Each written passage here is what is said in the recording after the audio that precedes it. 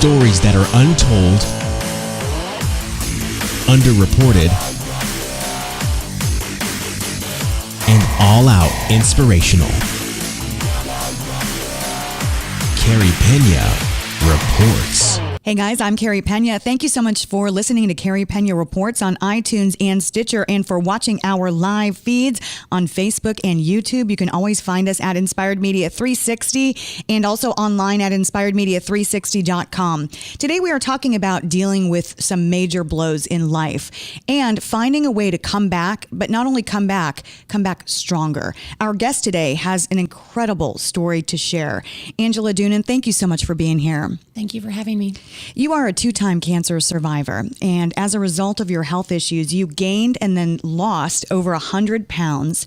Your transformation journey is incredible. Before we talk about your mission to inspire others, I want to talk a little bit about your backstory, because you went through a lot of personal loss before you were ever even diagnosed with cancer. Yes. You had a special needs daughter, beautiful little girl, and her name was Samantha. Correct. And you lost Samantha when she was 13 years old. But boy, you fought hard for her. Just tell us a little bit about her diagnosis and your journey. She was born with a rare brain genetic disorder called Joubert syndrome, which left her wheelchair-bound, blind, nonverbal, in total care with diapers and that for 13 years of her life. When you had her, just like I'm a mother to 6-year-olds, and when you have a baby, the moment that baby is brought into the world, all you want is for the best for them, you know? So when you hear a diagnosis like that and you're so unclear about what life would look like for her, how did you react to that? Well, you know, the doctors gave me the grim news early on when I was pregnant, and it was devastating, but I knew that I had to meet my child, my daughter, and love her. And when I met her, I fell in love like any mother would, and she was perfect in my eyes. I saw no disabilities. I saw nothing wrong. I saw a perfect life that I was going to love and nurture and bring into this world as best I could, and find out what she needed, and, you know, give her the best quality of life I could give her with all the love in the world. She was nonverbal, correct? Yes. But she had an amazing personality. She let you know what she wanted. Yes. Like I described her earlier, she was hot or cold. She didn't have warm water. She was either raving, pissed, or sicky sweet. And I loved that about her. But yeah, she had an incredible smile and laughter that was contagious and light up a room, and full of life and personality. By no means would was she in any vegetative state. She was very aware and alert. She just could not communicate like others could. That was her only drawback, was her abilities to be able to communicate what she needed. So that's what made her total care. So take me inside the moments when you guys had to come to the realization that you only had a window left with her. Well, that was the darkest moment of any parent's life, a moment where you are faced with, what do you do when your child is told they have 3 months to live? And she was in complete renal failure and function loss, where I had to decide if she was going to get a transplant or what she was going to do. What we were going to do with her with dialysis, we were panicked and scrambling as any parent would to try to fix it. This is what parents do, and we couldn't. When we came to that realization to, surrender and let go, it wasn't a good feeling. It was nauseating and horrid. It didn't feel like we were good parents, even though the nephrologist looked at us in tears and said, "I've never seen braver parents in my life." We didn't feel brave. We felt like we gave up and we were cowards, actually. But we would learn later that, her life is still inspiring. Her life is still going and still, reaching souls and, blessing people. So her life was never in vain, nor any life is. And that's who I try to reach, is all those people that feel hopeless. I don't want them to feel that. Whether we're 6 feet under or 6 feet above, we all have purpose. And I believe that our lives just continually touch one another if we allow that. Not only had you had to deal with that tremendous pain, you were also diagnosed with inoperable non-Hodgkin's lymphoma. So tell us about your cancer diagnosis and the fight that you yourself were fighting. At 26, my children at that point were 4 and 7, and I was told I was inoperable with that Hodgkin's lymphoma, like you stated, and my only choice to have an opportunity at living and raising these children was to fight it with heavy chemo and heavy radiation. The downside effect would be if I do survive this, I would be left with significant heart failure and significant kidney issues. But I had children. And like any mother, any parent would, you do what you do to make sure you're here for your kids. So I fought, and I did it with a smile and bravery and said, you know what, I'm going to fight. And my kids were the best thing ever to keep me going and, making breakfast. And oh my God, my son, if you met my 7-year-old at the time, he's just the most amazing 28-year-old now, but he used to stir vanilla ice cream. And when it was hard for mom, after I get chemotherapy and make it soft serve so that I could eat it, because it was the only thing I'd seem to want to eat after chemotherapy. I was so sick. But I have just great children, and I like most parents, we just do anything for them, and so I'm here because of them. What was one of the moments that stands out to you as your darkest day that you've now used as an impetus for what you're trying to do? Well, losing Sam on April 2nd, 2006 was the moment where I had to decide, do I even want to be here? Because now here I was 8 months after that facing my second cancer. And not just facing my second cancer, but facing the effects of the chemo from the prior cancer, the heart failure, the kidney function loss, the obesity, the thyroid was no longer working. I gained over 100 pounds within a year. I now was suffering from the disease of obesity. I had atherosclerosis, high blood pressure, prediabetes, a fatty liver. Every disease of that obesity people have to contend with, I was now contending with it, with all those underlying issues of the heart and the kidneys. And I lost my kid. And I didn't want to fight. I literally at that point was done. But there was something inside of me when I could close my eyes and I'd cry, I would see her. And I can remember her challenges and all that she lived and all she went through.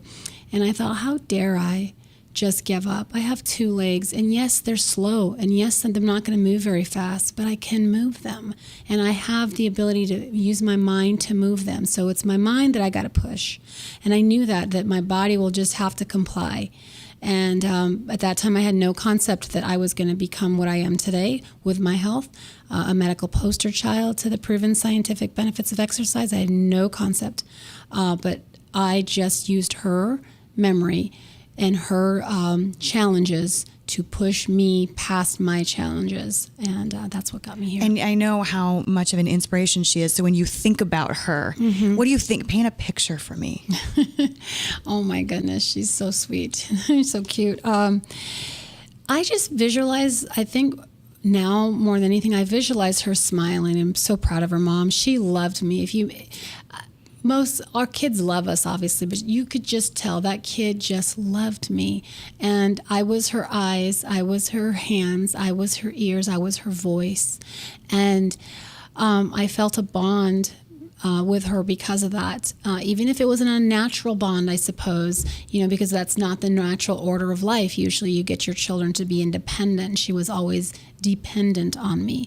But at the same time, I still feel that spirit of she's not dependent on me anymore, she's supportive of me. And because I was so supportive of her, and I just feel that warm love of, a daughter, she's, still with me in my heart, so... So take me to that moment when you were over 100 pounds overweight, right, and with that laundry list of health issues that you were facing in that very dark place. And with your daughter's love and encouragement, you decided, you know what, I need to get up and just start walking. Mm-hmm. So in the beginning, it was very simple steps.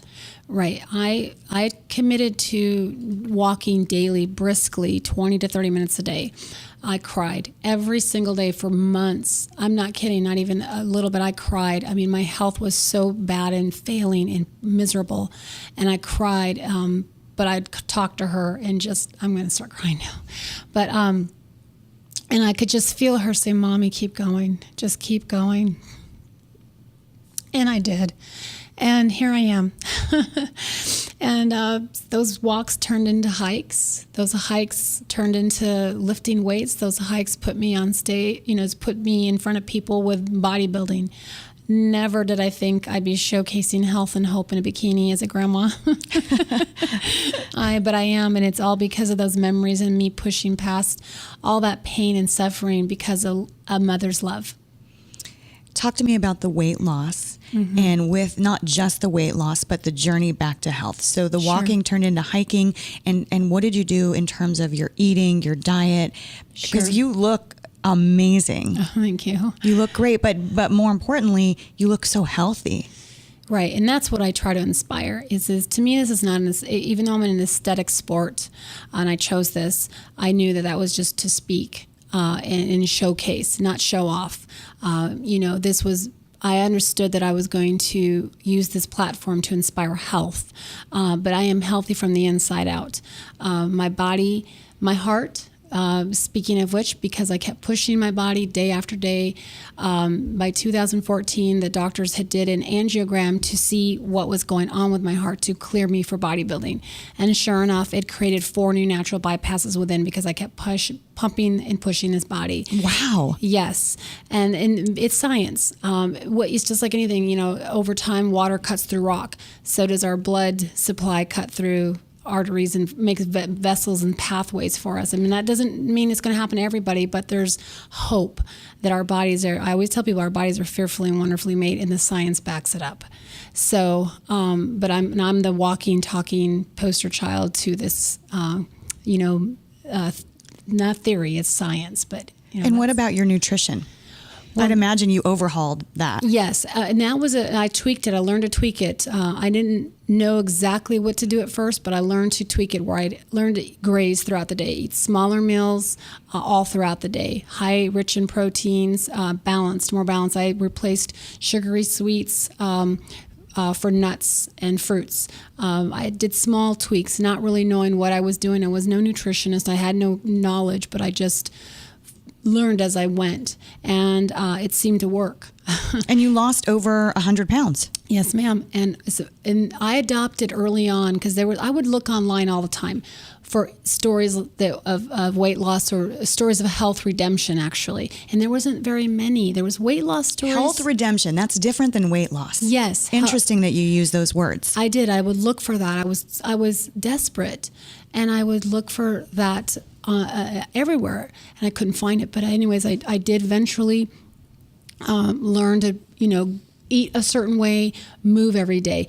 I always say ambition and nutrition was my tuition. I want to hear from you how you feel today and what your mission is as we sit here speaking right now. To empower the sick and the diseased and the ones suffering from the symptoms of obesity, that exercise is powerful medicine. And emotionally, how are you doing? I couldn't be stronger emotionally, and I couldn't feel better physically. And I have so much hope in my heart, and so much hope for others. I am so blessed I can share my story with so many people and inspire them and just love them with my encouragement. You love to connect with people on Instagram, right? Yes, ma'am. And your Instagram address? Locomotivator. Locomotivator. So you're hoping to go out there and really kind of become like you call it a Hopra, the hope-filled Oprah. Yes, ma'am. That's my goal. I do believe that there's people out there that need to be inspired, not just by my story, but the story of others. That's my whole heart, is to, collectively share one another's stories and be stronger together than we could ever be apart by inspiring one another and building one another up, because everyone's so unique. And your cancer is gone. I'm completely clean of cancer and free and healthy, and my doctors are my best friends, and they love me, and they to this day share my story with their people and their patients to inspire them. So I'm very blessed. I love to give a shout out to doctors. So where were you treated? Dr. Devinder Singh was my oncologist. Dr. Aweha is my endocrinologist. Dr. Rad is my nephrologist. In Phoenix? Yes, they're all Phoenix doctors. Dr. Posen's my cardiologist. I have a lot of ologists. Thank you so much for coming to share your story. Yes. Really, I mean, just a beautiful story. And someone like you who's walked through such heavy times, to be able to emerge like this and bring light to others is incredible. Well, thank you for having me, Carey. Thank you so much. And thanks to all of you for listening to Carey Pena Reports. Be sure to follow us on Facebook at Inspired Media 360 and also on YouTube. You can tap the screen to advance to the next video or subscribe to all of our content, all of our interviews. And I hope you will check out also our weekly talk show, In the Moment. It drops every Wednesday. Today's show produced and engineered by Shannon Hernandez, brought to you by Inspired Media 360. Until next time, stay inspired.